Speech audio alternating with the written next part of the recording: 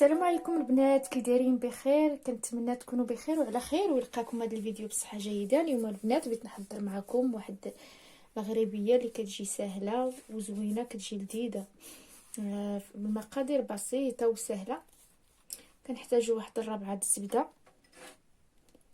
واحد خميره فيها هادي واخا حدا راه فيها 15 غرام، كاس عنبه مع عمرش، سكر سنيده،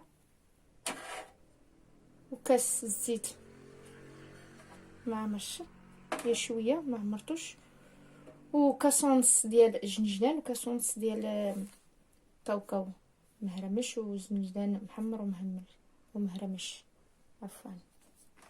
على بركه الله غادي نبداو في هذه المغربيه، كتجي لذيذه وسهله في التحضير، نتمنى تعجبكم.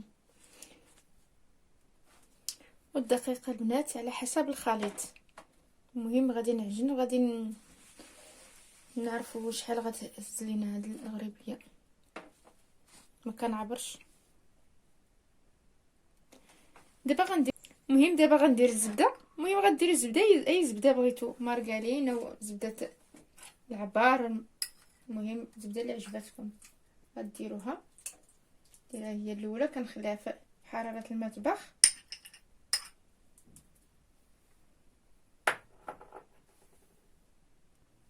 كندير رشه الملح ضروري في الحلويات، وغندير السكر سنيده.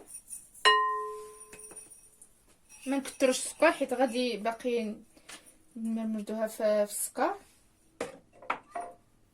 بسم الله.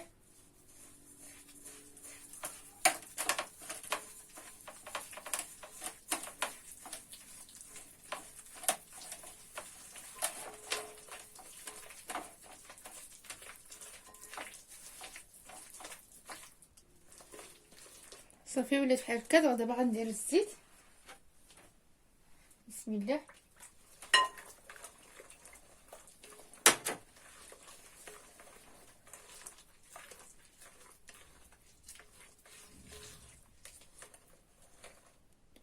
صافي دابا غندير النواشف، غندير الجنجلان،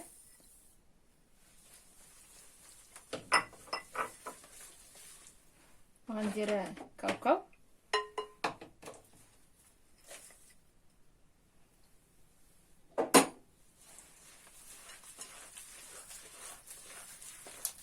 المهم هاد الغريبيه كتجي زوينه وكتجي معلكه.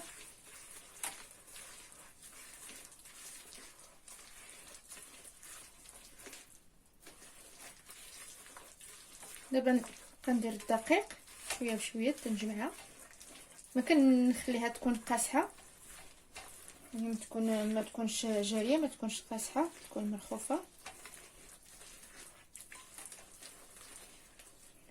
وغندير الخميره. صافي غندير الخميره 15 غرام.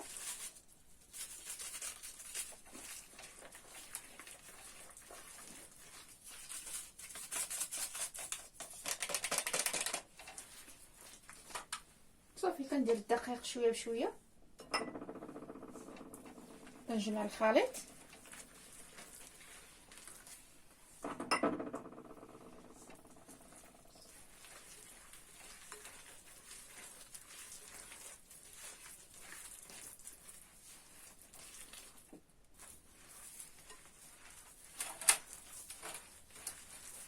صافي كنجمعها بهذه الطريقه، وهي الزبده باقي كتذوب. الا كنزيدوا الدقيق والزبده كتذوب. كتهز لينا شويه، تقريبا تهز لينا نص كيلو تاع الدقيق او كيلو، مازال ما عبرت.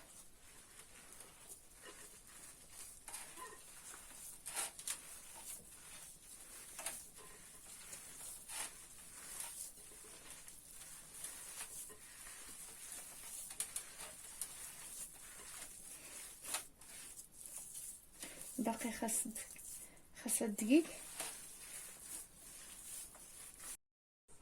صافي بحال هذا القياس. دابا على هذا الشكل غادي نكورها، قياس لي على هذا الشكل. وغنحطها في السكر كلاصي بهذه الطريقه.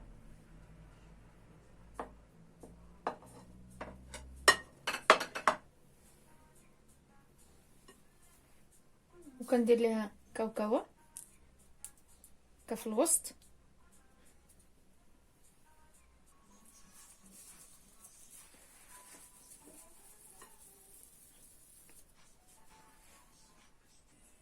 بحال كندير بحال هذا الشكل قد هذا القياس، وكنرميهم في السكر كلاصي.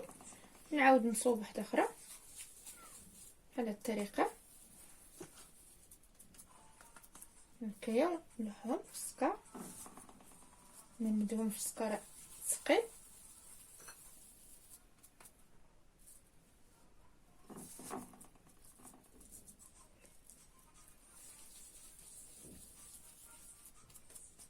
غنستمر بحال هاد الطريقه تنكملهم كاملين.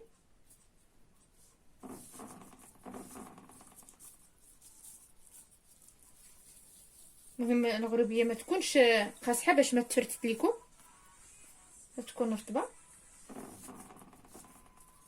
المهم كتجي لذيذه وزوينه مع اتاي ومع قهوه بهذا الشكل. وفيها جنجلان زوين وكاوكاو.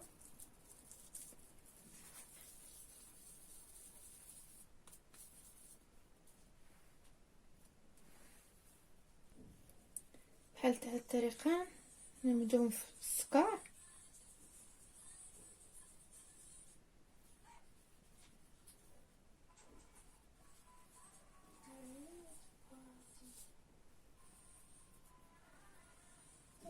ندير لهم كاوكاو بحال هكا ونصطفهم في اللاطه.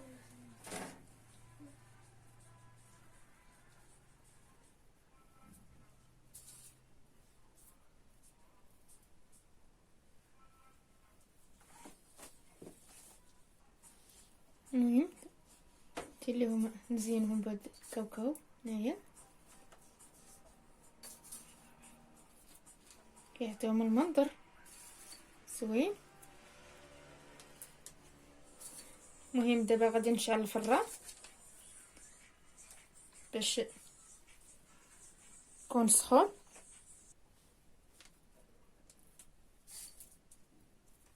صافي نستمر بحال هاد الطريقه هاد الزين. بغيتي ديروا اللوزه ولا اللي يعجبكم.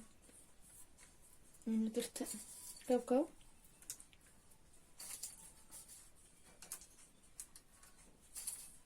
وصافي بحال هاد الشكل.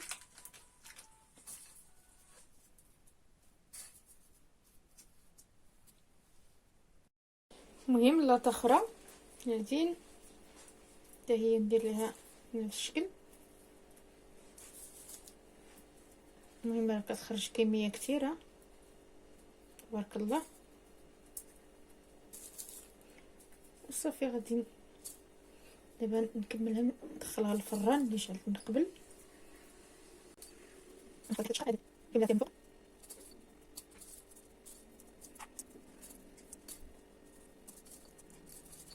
وصافي غنستمر بحال هاد الطريقه تنكملهم كاملين.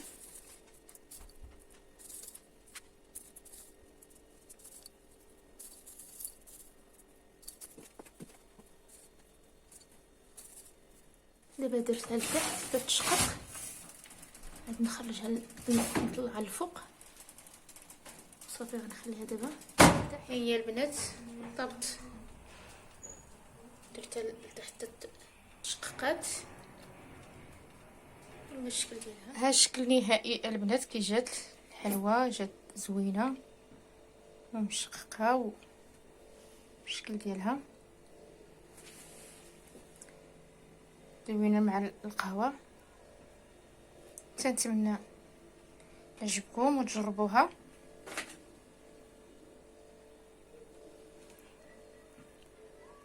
هي سهله والمقادير بسيطه ودغيات جد.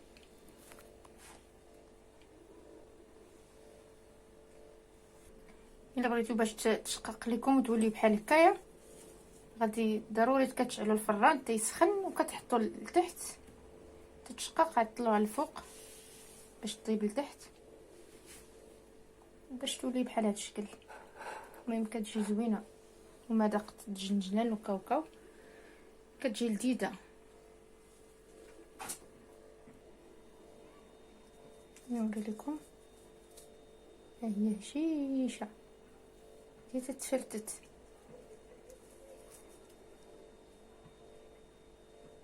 شي نتمنى تعجبكم.